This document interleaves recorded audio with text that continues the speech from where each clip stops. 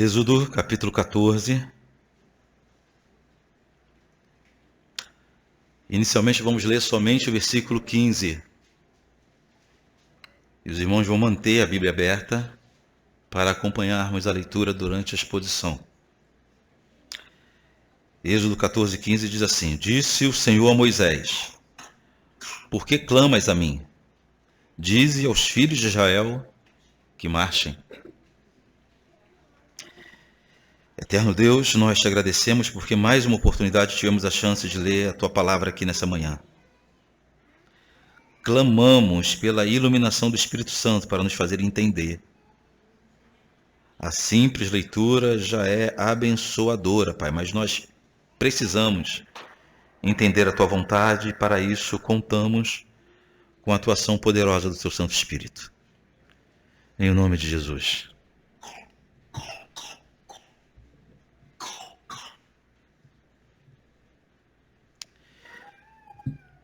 Queridos, semana passada nós vimos que depois de tirados da escravidão, pelas mãos poderosas de Deus, o povo de Israel passou a ser guiado, conduzido pelo Senhor no deserto.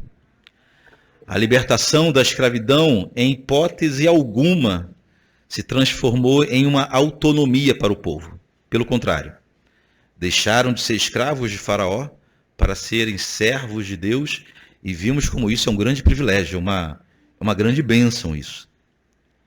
O Senhor guiava o povo através de duas colunas. Uma coluna de nuvem durante o dia e uma coluna de fogo durante a noite. Nós vimos aqui que não há nenhum significado especial, oculto, espiritual nessas duas colunas. O texto diz que as duas colunas serviam em primeiro lugar para guiar aquela multidão de pessoas. O texto diz que era o próprio Deus que estava presente na coluna de fogo e na coluna de nuvem. O que nós temos estudado aqui na EBD sobre a teofania, que é quando o Senhor mesmo desce para se apresentar, para se revelar ao seu povo. Nós vimos que o Senhor conduziu o povo para o deserto. O versículo 20 do capítulo 13 diz assim: Tendo, pois, partido de Sucote, uma região, acamparam-se em Etã, a entrada do deserto. Aprendemos que desertos são aterrorizantes para qualquer pessoa. Ninguém passa por um deserto e sai do outro lado da mesma forma. Normalmente, quem atravessa um deserto finaliza ele debilitado, adoecido, enfermo, ferido. Mas a grande diferença é que o texto diz que o Senhor ia diante deles. Isso faz toda a diferença. Eles sabiam que enfrentariam um desafio gigante, imenso. Mas o texto deixa claro que o Senhor não enviou um anjo para conduzi-los. O Senhor não enviou um mensageiro para conduzi-los. O Senhor desceu na terra para conduzir o seu povo até a terra prometida. Hoje vamos tratar, queridos, do capítulo 14. E nesse texto está registrado um dos maiores acontecimentos da história da humanidade. A gente tem um costume de ler os textos bíblicos, as narrativas bíblicas, como se fosse a história de Israel. E não é a história de Israel, é a história do mundo. É a história da humanidade. Um dos maiores acontecimentos da história da humanidade está narrado aqui no capítulo 14 de Êxodo, que é a travessia do Mar Vermelho. Essa história é tão magnífica que deu origens a salmos, a canções. É tão magnífica essa história, tão extraordinária, que até hoje os céticos duvidam da possibilidade do mar ter se aberto de verdade. Ficam tentando encontrar motivos e razões, como se, por acaso, tivesse sido uma força da natureza, não fosse Deus que estivesse agindo por trás da natureza. Eu quero dizer ainda que houvesse uma explicação lógica por trás da abertura do mar. É Deus quem age dessa forma também. Podemos dividir o capítulo 14 em três grandes partes. A primeira parte, do versículo 1 ao versículo 14, nós encontramos o Senhor determinando uma estratégia estranha. Você já recebeu algum plano estranho de Deus? O Senhor já te deu um plano estranho, esquisito? O Senhor fez um plano estranho aqui. A segunda parte, do versículo 15 ao 25, encontramos a maravilhosa e surpreendente passagem pelo meio do mar. E, por fim, a partir do versículo 26 ao final, a história da derrocada de Faraó. Vamos ver cada uma dessas partes. Primeiro, a primeira parte do texto, a primeira parte do capítulo 14, foi quando o Senhor deu uma ordem que provavelmente deixou as pessoas confusas. Olha o versículo 1 e o versículo 2 do capítulo 14. Disse o Senhor a Moisés: fala aos filhos de Israel que retrocedam e se acampem defronte a Pi-Airote, entre Migdol e o mar, diante de Baal-Zefon. Em frente dele vos acampareis, junto ao mar. Preste atenção. Semana passada nós vimos que o povo estava acampado já à entrada do deserto. É justamente a forma que o texto está escrito. Mesmo considerando todos os desafios do deserto, não há um único registro de murmuração no capítulo 13. O povo sabia que estava diante um dos maiores desafios de sua vida.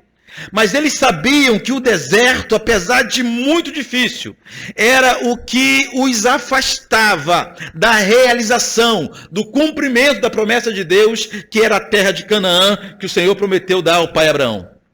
Então, por pior que fossem as expectativas, eles estavam muito animados, possivelmente prontos. Famílias inteiras, crianças, animadas, a começar logo essa travessia. Tudo que eles queriam fazer, possivelmente, era chegar na terra prometida. Pois bem, foi nesse momento, com o povo já acampado, instruído, homens e mulheres, crianças animadas para iniciar uma jornada, ou a jornada de suas vidas, nada os impedia, não havia nada entre eles e o deserto nessa hora, quando tudo estava pronto, quando todos estavam confiantes de que estavam no caminho certo, até porque quem os conduziu até ali não foi Moisés, foi o Senhor. Numa coluna de fogo, numa coluna de nuvem. O Senhor os conduziu até aquele lugar, às portas do deserto. Aí chega agora, de uma hora para outra, sem ninguém avisar, o Senhor fala para Moisés o seguinte: diga ao povo que retrocedam.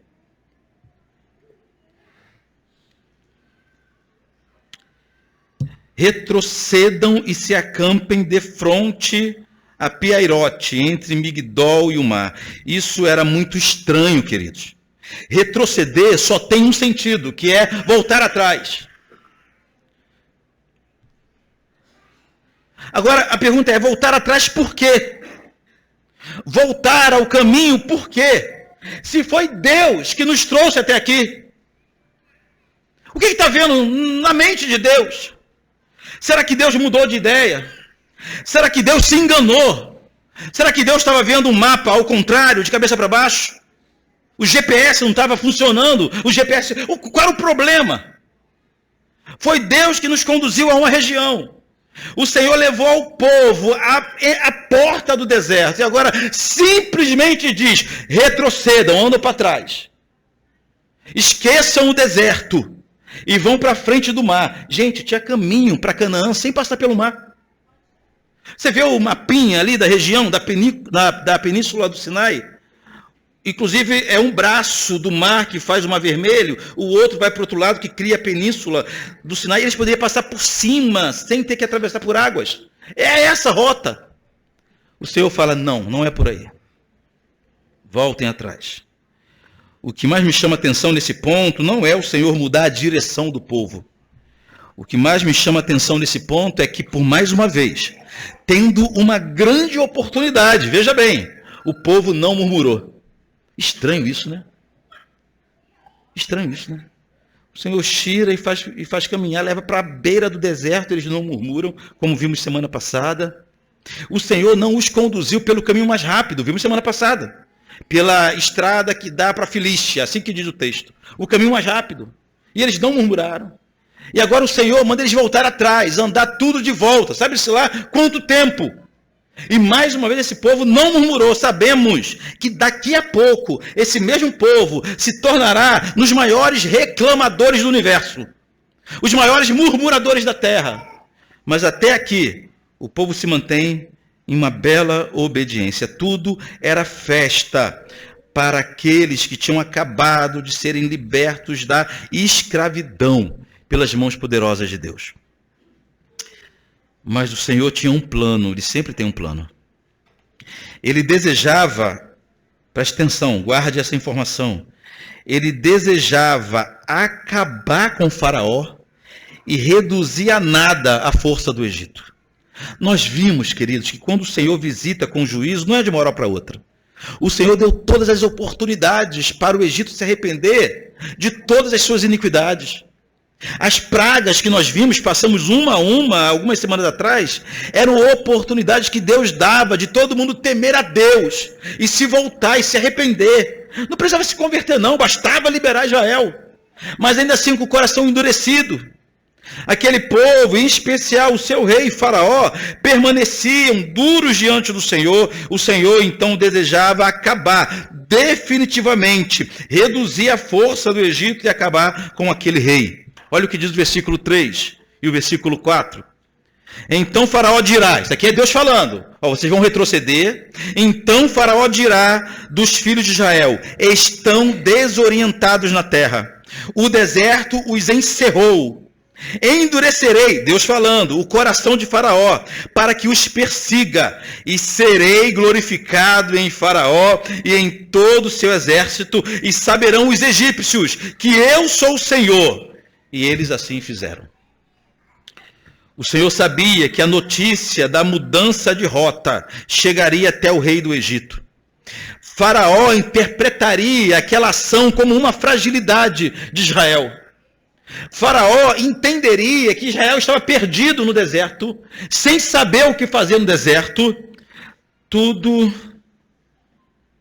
de mal passava no coração daquele homem. E ele viu nisso uma oportunidade para alcançar os israelitas e eliminar os israelitas. Mal sabia o poderoso e soberbo Faraó que Deus já tinha marcado hora e local para eliminá-lo. O texto conta que Faraó caiu em si e se arrependeu de ter libertado o povo. Juntou todo o seu exército e correu para capturar Israel. Olha o versículo 9. Perseguiram-nos os egípcios, todos os cavalos e carros de Faraó, e os seus cavalarianos, e o seu exército, e os alcançaram. Os alcançaram onde?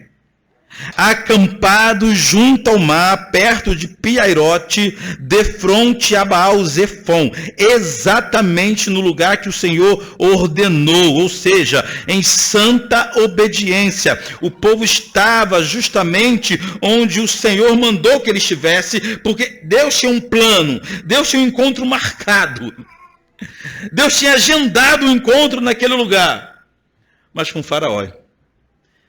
Agora sim, como dizem por aí, o amor acabou de uma hora para outra. Com a aproximação do exército de Faraó, tudo que era festa se transformou em um espetáculo de murmuração. Como não transformaria, né? Olha o que diz o versículo 10. E chegando Faraó, os filhos de Israel levantaram os olhos, e eis que os egípcios vinham atrás deles, e temeram muito. Então os filhos de Israel clamaram ao Senhor. Disseram a Moisés, será por não haver sepulcros no Egito, que nos tiraste de lá, para que morramos nesse deserto? Por que nos tratastes assim, fazendo-nos sair do Egito? Não é isso que te dissemos no Egito, deixa-nos para que sirvamos os egípcios, pois melhor nos fora servir os egípcios do que morrer no deserto. Olha a palavra desses homens. Na primeira oportunidade que eles tiveram, eles viram maravilhas acontecendo no Egito.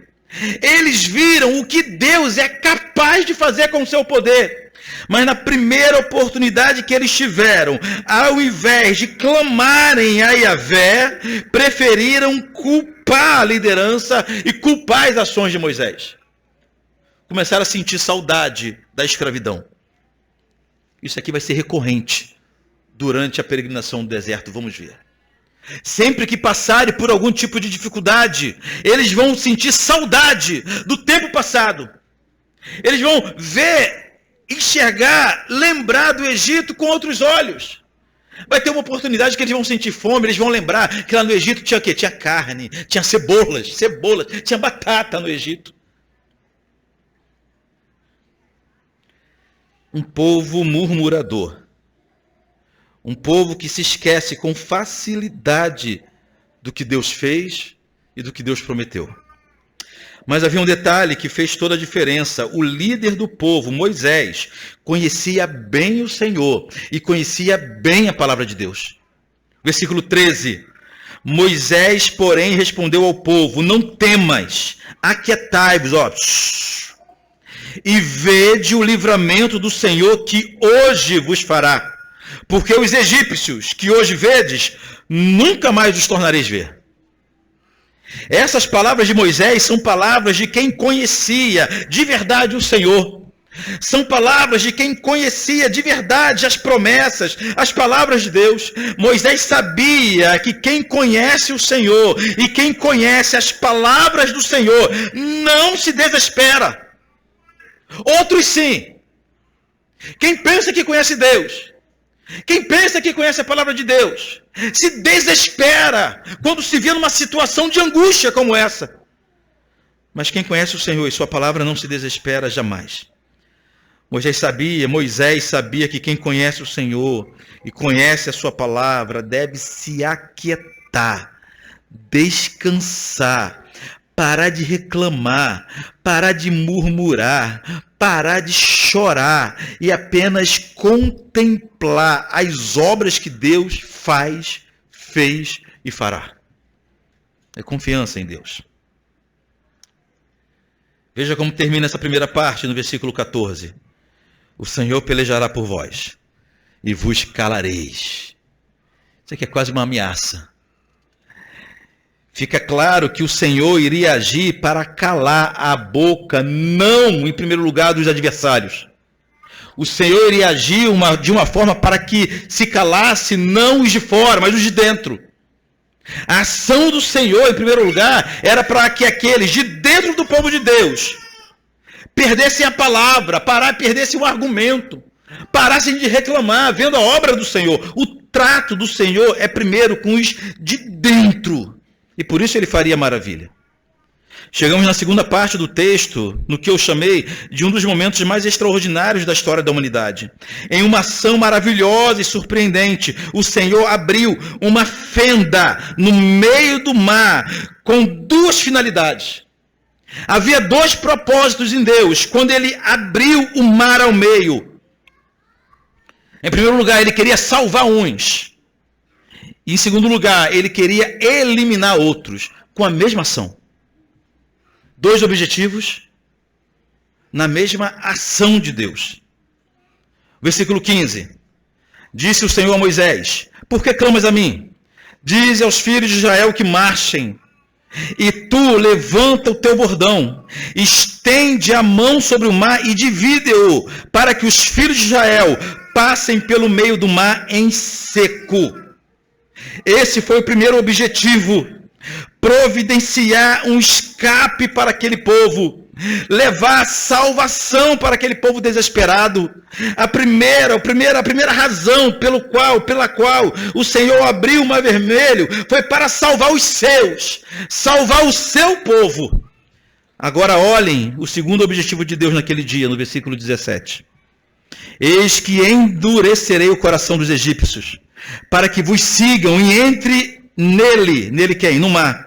Serei glorificado em Faraó e em todo o seu exército, nos seus carros, nos seus cavalarianos. E os egípcios saberão que eu sou o Senhor, quando for glorificado em Faraó, nos seus carros e nos seus cavalarianos. Queridos, sabemos que o plano do Senhor era sepultar Faraó e seus soldados no Mar Vermelho. Esse era o segundo objetivo daquele dia. Em um único ato de Deus, que foi abrir o caminho no meio das águas. Nesse único ato de Deus, um grupo, isso aqui é muito importante, em uma única ação de Deus, um grupo seria salvo e outro grupo seria eliminado. A forma como o Senhor executou esse grande milagre é surpreendente. Todo mundo conhece a história da travessia do Mar Vermelho, né? Mas os detalhes do texto bíblico são surpreendentes demais. Ao versículo 19. Então, o anjo do Senhor, quem está vindo na escola dominical sabe o que acontece quando está o anjo do Senhor com letra maiúscula aqui na Bíblia, né? Quando o anjo aparece com a inicial maiúscula, significa que é o próprio Deus, é Yahvé, é Jeová. Então o anjo do Senhor, que ia adiante do exército de Israel, se retirou e passou para trás deles. Também a coluna de nuvem se retirou de diante deles e se pôs atrás deles. Ou seja, o Senhor, na figura do anjo e na figura da coluna, mudou de posição. No lugar de ir na frente, guiando o povo, ele foi para trás agora, para proteger o seu povo. O Senhor se posicionou como uma grande barreira entre a multidão de Israel e o exército de Faraó. O exército já estava muito perto, os alcançaria em minutos. Mas o Senhor se transformou numa grande barreira, num grande obstáculo entre essas duas multidões.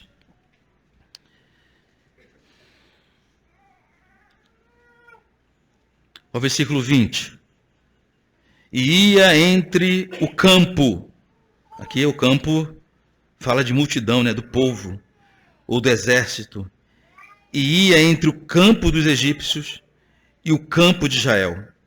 A nuvem era escuridade para aqueles, e para este esclarecia a noite. Que maravilha! Da maneira que em toda noite estes e aqueles não puderam aproximar-se. A mesma nuvem que para uns era luz, para outros era treva.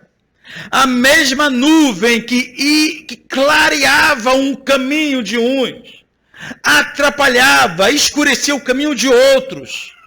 Muito bem definido, muito bem organizado esse plano de Deus. Então um grande milagre aconteceu, irmãos.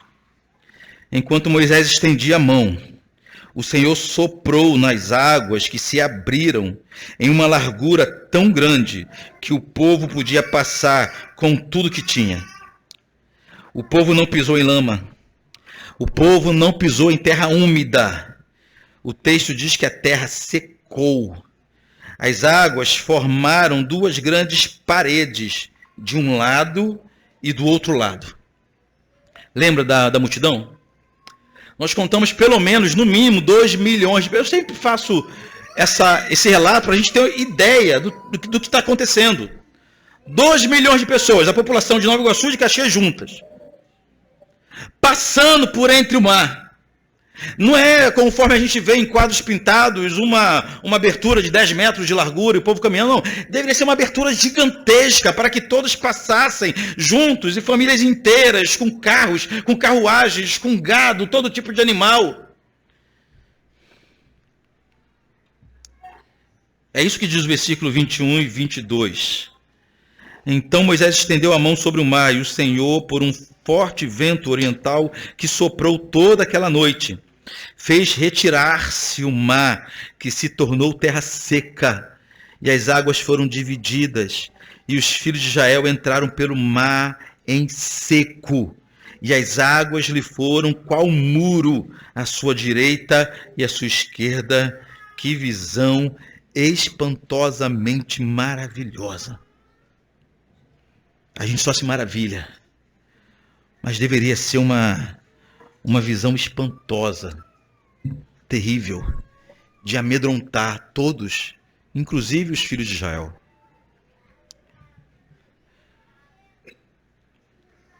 O mar aberto. Sei lá como era o fundo do mar, mas estava seco. Paredões de água.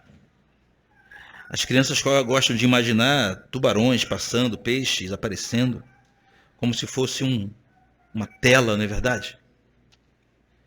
E o povo com os pés enxutos, andando no meio daquele mar.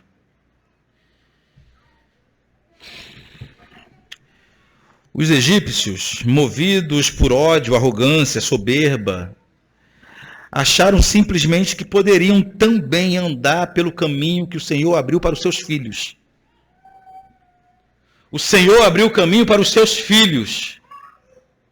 O Senhor não abriu o caminho para todo mundo. O Senhor abriu o caminho para um grupo específico, limitado de pessoas, definidos de pessoas. Os egípcios achavam que poderiam andar por esse caminho.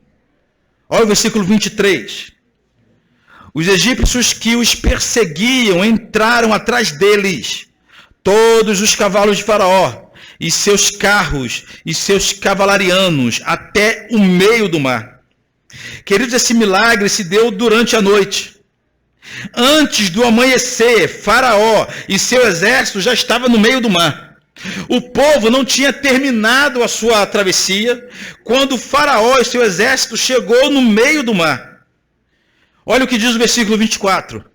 Na vigília da manhã, ou seja, entre 3 da manhã e 6 da manhã, na vigília da manhã, o Senhor, na coluna de fogo e de nuvem, viu o acampamento dos egípcios e o alvorotou. O acampamento dos egípcios. Queridos, vamos entender isso aqui. Nesse ponto, Faraó e seu exército, que aqui é chamado de acampamento, já estava também no meio do mar. No meio da divisão de um lado para o outro.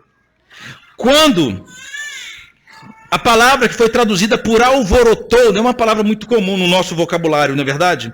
A palavra traduzida por alvorotou tem um sentido de confundir e deixar em pânico. Ou seja, algo aconteceu no meio do mar que o exército de Faraó, homens valentes, homens brabos, homens corajosos, entraram em verdadeiro pânico no meio do mar. O que aqueles terríveis homens viram que foi assustador, o suficiente para os apavorar? O que foi? Temiam nada? Coisas terríveis eles já tinham visto no Egito. Chuva de pedra, mar em sangue, morte dos primogênitos. Mas alguma coisa aconteceu com esses homens no meio da jornada, no meio do mar, que homens guerreiros ficaram em pânico, como crianças. O Salmo 77 nos dá uma pista do que pode ter acontecido. Eu vou ler para os irmãos o Salmo 77, versículo 18, porque o Salmo está se referindo a esse episódio. Olha o que diz o versículo 18 do Salmo 77. O ribombar do teu trovão ecoou na redondeza. Os relâmpagos alumiaram o mundo, e a terra se abalou e tremeu. Só pode ter sido isso. Quando aqui no versículo 24, agora de Êxodo 14, diz que o Senhor, na coluna de fogo e de nuvem, viu o acampamento dos egípcios e os apavorou, provavelmente o que aconteceu é o que está narrado em Salmo 77, 18. O Senhor deve ter visitado, através da coluna de fogo, da coluna de nuvem, visitado aquele local onde estava o exército de Faraó no meio do mar com uma terrível e assustadora tempestade.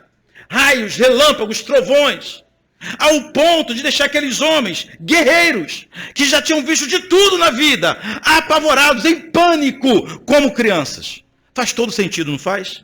Se juntarmos o relato de Êxodo 14 com o Salmo 77, 18.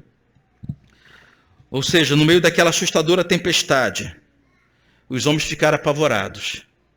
Agora sim, as rodas dos carros de guerra começaram a atolar na lama. Quando o povo de Deus passou, a terra estava seca, mas agora já tinha lama, porque o Senhor estava enviando tempestade do alto. Olha o que diz o versículo 25, agora de Êxodo 14. Emperrou-lhes as rodas dos carros e fê-los andar dificultosamente. Então disseram os egípcios: fujamos da presença de Israel, porque o Senhor peleja por eles contra os egípcios. No meio daquela agonia, no meio daquele tumulto, no meio daquele pânico, aqueles homens reconheceram que só Yahvé é Deus. Aqueles homens reconheceram que não podiam lutar contra pessoas que o Senhor abençoava. Aqueles homens reconheceram que eles não tinham força, recurso, poder contra os filhos de Deus. porque o Senhor estava com eles. Os egípcios reconheceram que só o Senhor é Deus, porém, tarde demais. Olha o que diz o versículo 26. Disse o Senhor a Moisés: estende a mão sobre o mar, para que as águas se voltem sobre os egípcios, sobre os seus carros e sobre os seus cavalarianos. Então Moisés estendeu a mão sobre o mar, e ao mar, ao romper da manhã, retomou a sua força, e os egípcios, ao fugirem, foram de encontro a ele. Ou seja, a ideia é que o mar começou a fechar lá de onde começou a peregrinação, né?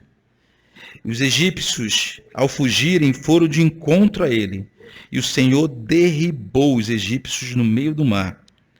E voltando às águas, cobriram os carros e os cavalarianos de todo o exército de Faraó, que os havia seguido no mar, nem um deles ficou.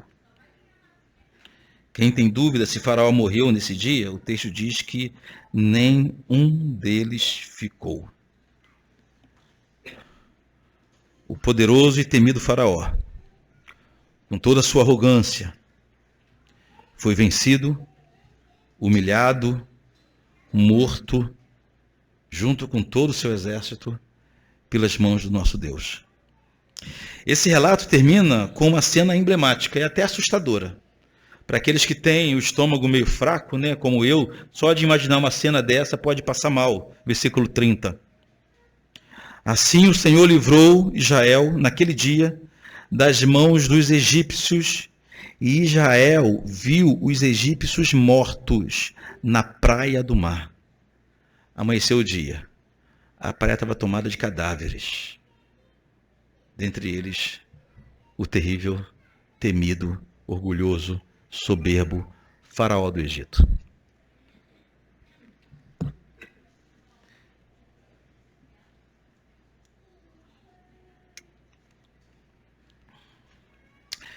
Eu não tenho dúvida que todos aqui presentes já conheciam essa história. Talvez não com todos esses detalhes, né? Mas já conhecia essa história. A travessia do Mar Vermelho é uma das histórias mais contadas, conhecidas da Bíblia. Esse fato espetacular já foi pintado em telas. Há várias músicas e hinos que relatam essa história, que também já foi reproduzida em filmes, livros, peças teatrais. Há pouco tempo, até em uma novela de TV, passou também esse relato. A popularidade dessa história é inquestionável. Tem gente que duvida. O interessante é que nós temos bons argumentos argumentos arqueológicos sobre esse acontecimento. Tem um dos faraós do Egito, isso a história antiga vai nos ensinar, tem um dos faraós do Egito que em sua tumba está escrito assim, que os corpos daqueles que morreram com ele na grande inundação sejam também recebidos na eternidade. Inundação do Egito. Quer rir comigo, né? Um desses faraós, possivelmente o faraó dessa época, quando for fazer uma pesquisa em seu corpo mumificado, quem estava ali era um rapaz de 20 anos. Um corpo de um rapaz de 20 anos. Enquanto suponha que nessa época o faraó tinha pelo menos 50 ou 60 anos. Há evidências arqueológicas que comprovam que esse fato aconteceu, mas nós não precisamos dessas evidências. Nós acreditamos na palavra de Deus que não falha e não erra. Então é inquestionável a popularidade dessa história. A notícia triste, irmãos, é que apesar desse episódio bíblico ser muito popular, seu verdadeiro sentido, na maioria das vezes, é questionável, é estranho. Usa-se essa história, essa narrativa bíblica, para tirar dela doutrinas ou ensinamentos que, na verdade, não têm muita importância. É muito comum, por exemplo, encontrarmos músicas e pregações tirando lições motivacionais desse texto bíblico. Normalmente comparam o Mar Vermelho às grandes dificuldades de nossa vida, às grandes lutas que nós atravessamos nessa história. E a música ou o pregador diz mais ou menos assim, não sei se você já ouviu isso: se você estiver em frente ao mar de necessidades e o mar não se abrir, confie em Deus. Dê o primeiro passo. O Senhor vai fazer o mar se abrir na sua frente.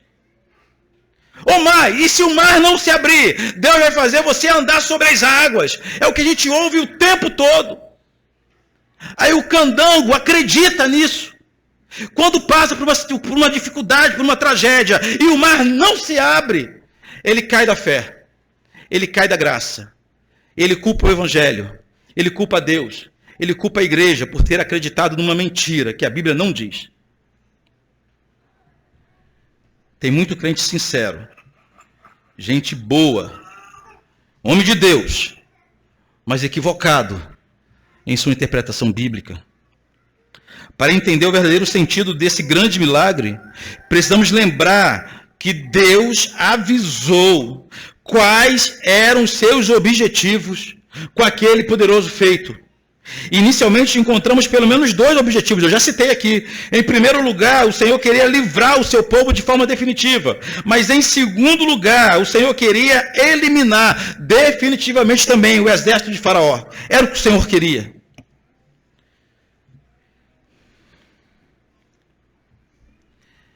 Esse objetivo duplo de Deus está narrado no versículo 13. Moisés, porém, respondeu ao povo: não temas, aquietai-vos e vede o livramento. Isso aí é para o povo. O livramento que o Senhor vos fará, porque os egípcios que hoje vedes, nunca mais tornareis ver novamente. Porém, queridos, nem o livramento do povo, nem a eliminação definitiva de Faraó eram os objetivos finais do Senhor com esse grande feito.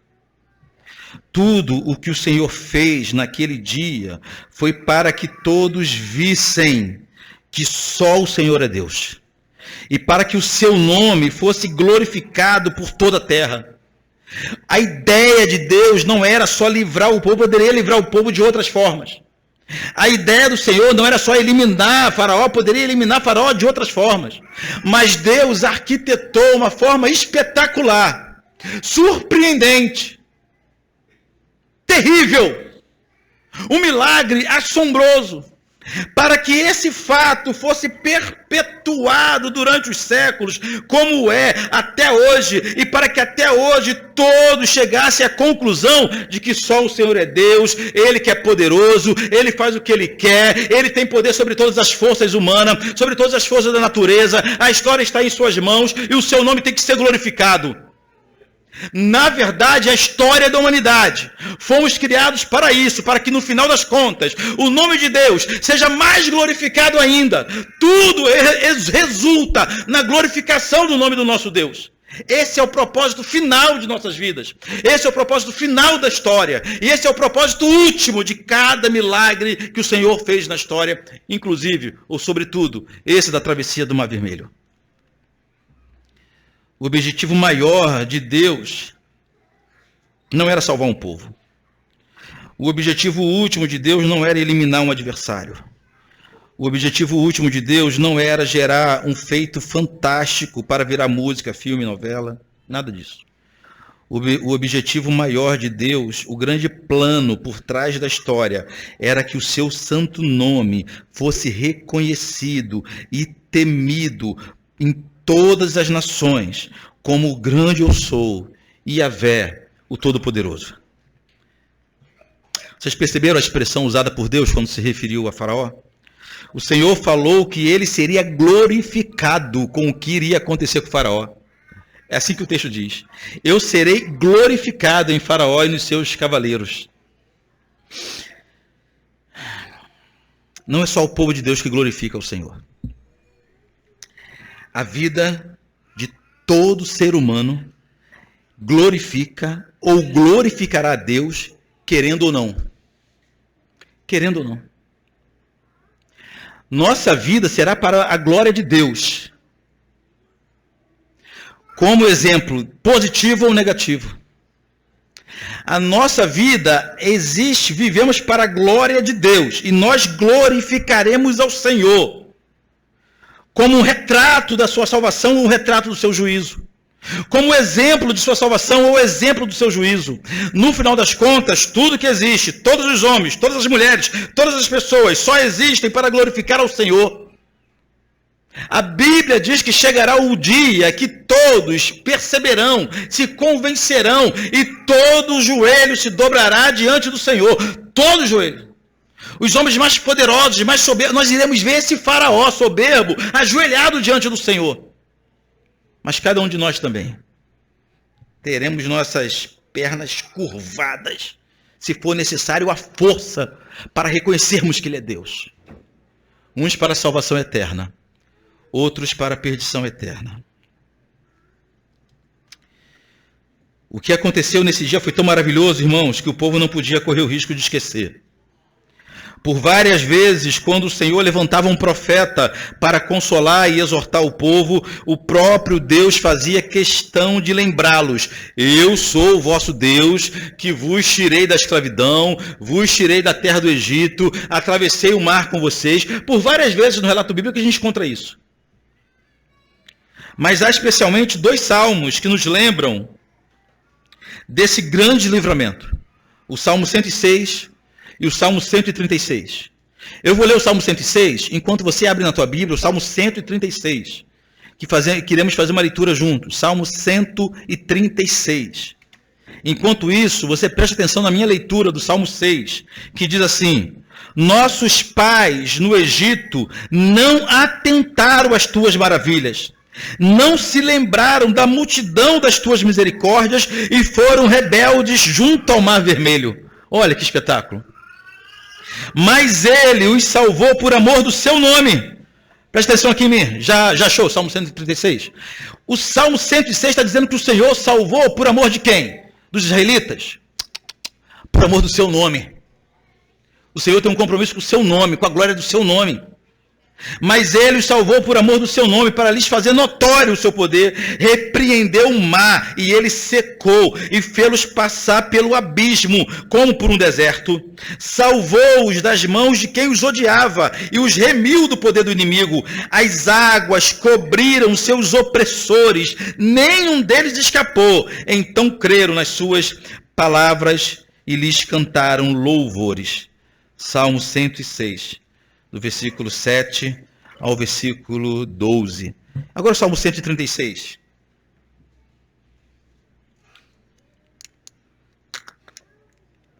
É um hino gigante, que resume toda a história de Israel.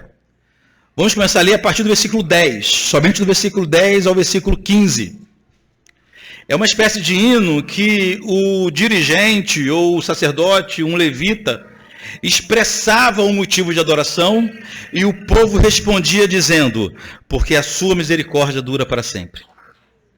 O dirigente expressava, lembrava de outro fato histórico e toda a igreja respondia: porque a sua misericórdia dura para sempre.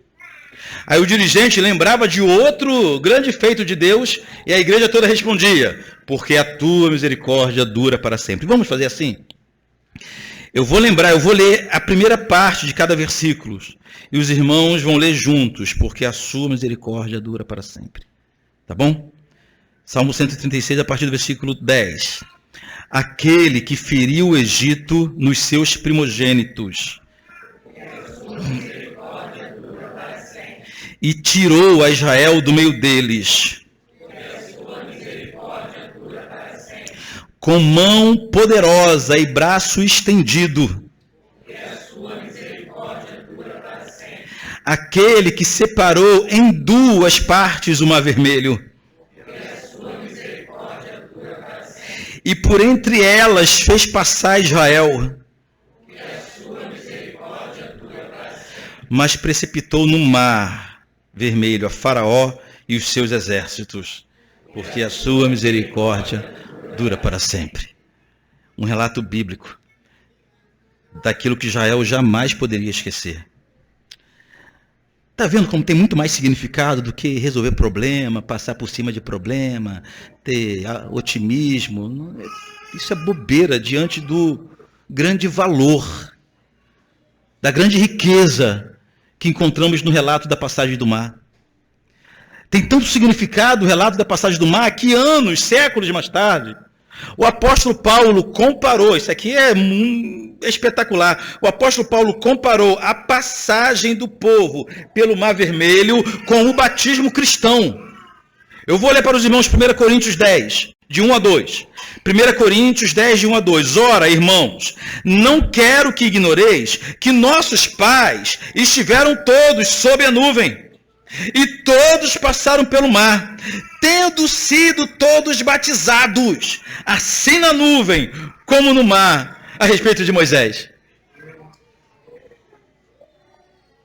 Eu não posso pegar um texto como Êxodo 14 e ficar tirando historinha para boi dormir, história motivacional, acalentando um ou outro que está passando por uma situação difícil. Não posso fazer. É adulterar o texto e perder o poder que esse texto tem. Mas seguindo para o final, irmãos, a travessia do Mar Vermelho não fala de soluções de problema. A travessia do Mar Vermelho aponta para a nossa salvação final. Voltemos ao versículo 13. Mais uma vez, eu já li esse versículo umas 4 vezes hoje. Versículo 13 aqui do capítulo 14 de Êxodo. Moisés, porém, respondeu ao povo: não temas, aquietai-vos e vede o livramento. Livramento que do Senhor que hoje vos fará. Nesse ponto, queridos, a palavra que foi traduzida por livramento tem o mesmo sentido de salvação. É como se Moisés estivesse falando, vede a salvação que hoje o Senhor vos fará. Sendo que, nesse episódio, a palavra salvação ainda tinha um aspecto somente material, somente humano. Vai ser com o desenrolar do Antigo Testamento que a palavra salvação vai ganhando aspectos mais espirituais, valores mais eternos. Ou seja, no que nós encontramos aqui é uma representação daquilo que de fato aconteceu em cada uma das vidas de homens e mulheres que encontraram Jesus e foram salvos por Jesus. A passagem de Israel pelo Mar Vermelho não representa a nossa passagem pelas dificuldades da vida, mas representa a passagem da igreja pela história da humanidade. É isso que ela significa.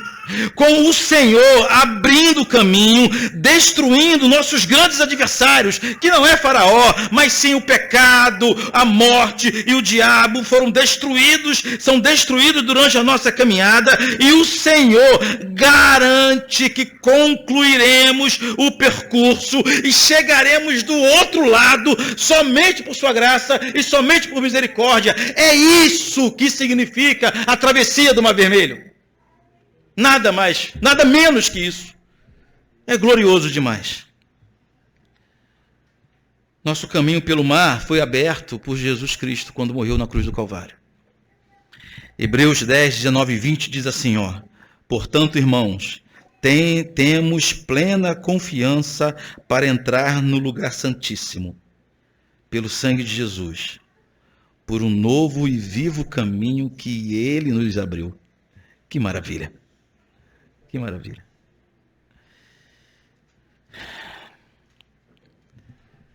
Dito isto tudo, nós só temos uma opção de aplicação. O que aconteceu com Israel depois que saiu do outro lado? Que vem. Teve uma festa. Alguém compôs um hino. Algo maravilhoso. Não tem como nós termos acesso a essas maravilhas de Deus, compreendermos essas maravilhas de Deus e ficarmos calados. Nós não temos possibilidade nenhuma de entendermos agora o poderoso significado desse momento histórico e ficarmos calados. A única coisa que podemos fazer agora é louvar a Deus, é exaltar o Senhor. Se o objetivo final de Deus era a exaltação do seu nome, se o povo, ao chegar do outro lado, cantaram e se regozijaram, só a única coisa que podemos fazer também é cantar louvores ao nosso santo Deus, porque Ele faz proeza, as suas obras são enormes.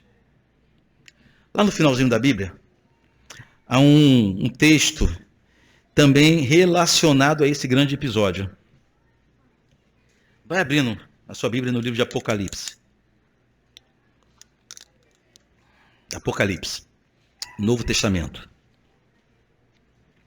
Passa Mateus, Marcos, Lucas, João, Atos, Romanos, Coríntios, Efésios, Hebreus. E vai lá no final você encontra Apocalipse. Apocalipse capítulo 10.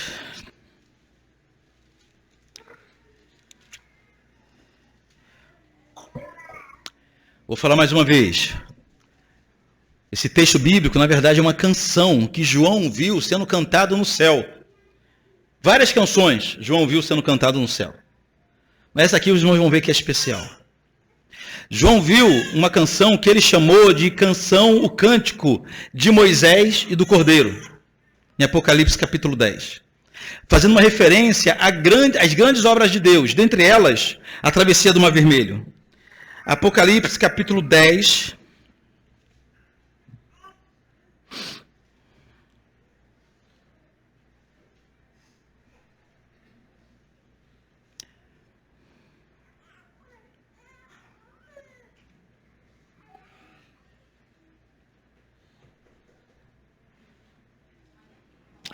Acho que eu anotei errado aqui.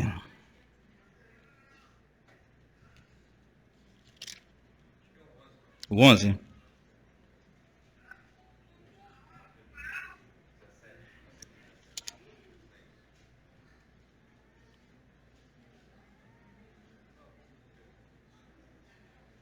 Não, é o Cântico de Moisés e do Cordeiro. Deve estar com esse título.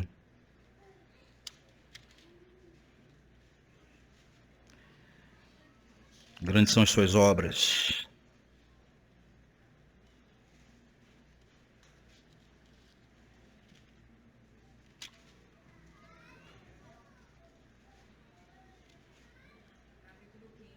Capítulo 15. Muito obrigado. O versículo 2. Rapaz, está escrito aqui, capítulo 15. Eu anotei certo. Anotei certo. Capítulo 15. Estou ficando doido não, estou ficando cego. Anotei certinho. Olha o que diz capítulo 15. Vê se você conhece essa canção. Versículo 2. Vi como um mar de vidro, mesclado de fogo, e os vencedores da besta, aqueles que venceram a besta, da sua imagem e do número do seu nome, que se achavam em pé no mar de vidro, tendo que em mãos harpas de Deus, entoavam o cântico de Moisés, servo de Deus, e o cântico do Cordeiro, dizendo: grandes e admiráveis são as tuas obras, Senhor Todo-Poderoso, justos e verdadeiros são os teus caminhos. Ó Rei das Nações, quem não temerá e não glorificará o teu nome, ó Santo? Pois só tu és santo. Por isso todas as nações virão e adorarão diante de ti, porque os teus atos de justiça se fizeram manifestos. Canção no céu. A gente cantou essa canção aqui hoje. Eu vi irmãos cantando essa canção pensando o que vai almoçar quando sair daqui. Eu vi gente cantando uma música como essa que João falou, que ele viu sendo cantada nos céus. Cantando aqui hoje uma má vontade, que dá vontade de interromper a igreja. Uma canção que João disse que nós iremos cantar tocando harpas. Depois da grande vitória, segundo João, eu estarei lá. Você estará lá. Uma canção celestial. Cantamos texto bíblico hoje aqui. E eu vi irmãos cantando uma má vontade da tristeza no coração. Nós não podemos fazer outra coisa nesse momento, senão finalizarmos esse culto cantando o cântico de Moisés. Cantando esse cântico que exalta as grandes obras de Deus, as grandes maravilhas do Senhor. Foi para isso que Ele operou, é para isso que Ele opera em nossas vidas. Ele não faz milagres em nossas vidas para que nós sejamos mais bonitos, mais saudáveis, mais prósperos. O Senhor opera milagres em nossa vida para que dos nossos lábios saiam louvores mais verdadeiros e mais intensos. O objetivo dos milagres de Deus, Os objetivos das grandes obras do Senhor na minha vida e na sua vida não é unicamente nos fazer bem, mas é que o seu nome seja glorificado ainda mais através de nós. E nós nos esquecemos disso, quase que diariamente ao chegarmos aqui. Vamos colocar de pé. Nada ponho a minha fé, senão na graça de Jesus, no sacrifício remidor, no sangue do bom Redentor. A minha fé e o meu amor estão firmados no Senhor, estão firmados no Senhor.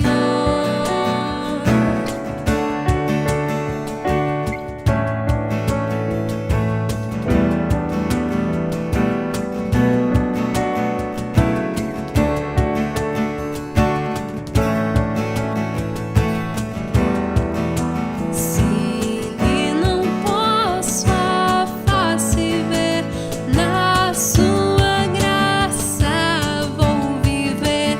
Em cada crise sem falhar, sempre de nele confiar.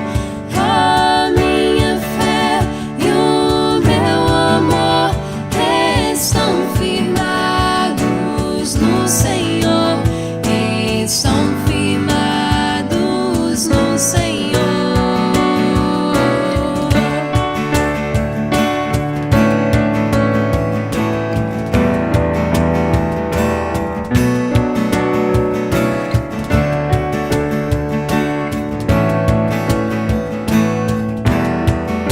Seu juramento é muito leal, abriga-me no temporal. Ao vir cercar-me a tentação, é Cristo a minha salvação.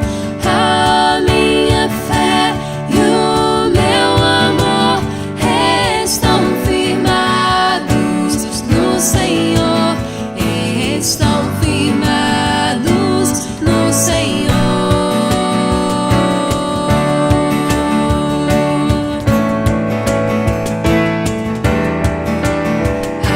Assim que o seu clarim soar, irei com ele me encontrar e gozarei da redenção com todos que no céu estão. A minha fé e o meu amor estão firmados no Senhor, estão firmados no Senhor.